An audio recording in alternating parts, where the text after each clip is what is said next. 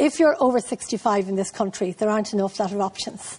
And we came up against terrible ageism in the health services. Now, we came up with the best the health services have to offer. I mean, they saved Brian's life. Their skills literally brought him back from the brink.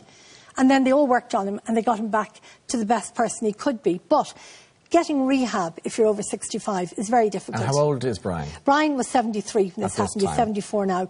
But if you... rehab is what Brian really needed. And I knew this all along. Sure. But there was a reluctance. I think it's the resources, of course, but also the fact that Brian had a very rare disease. So there was no care path. They didn't quite know what to do with him. If you have a stroke, you follow a specific care path. He was a conundrum in some ways. He was, exactly. Yeah. So last November, 12 months, we arrived in one day and one of the consultants said to us, Brian is as good as he's going to get. We're putting him into a nursing home. We'll get you the Fair Deal scheme.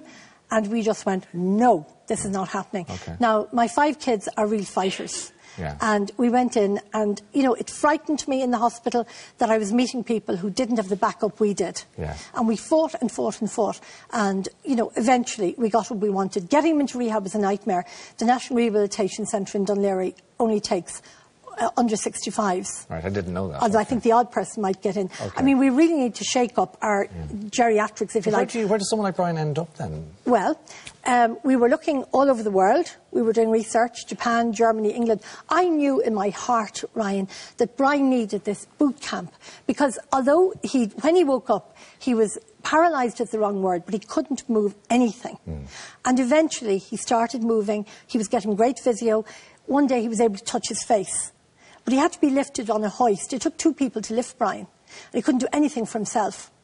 And that's the situation he was actually in that November when they wanted to put him into a nursing home. And you looked in Japan and all of... Germany, UK. And eventually alighted upon a place where? One of the consultants, Chris McGuigan, who'd always been really hopeful for Brian, suggested Leopardstown Park, which is, there's a nursing home there for old soldiers, there's an ordinary nursing home, and there's this tiny little rehab unit with 12 beds.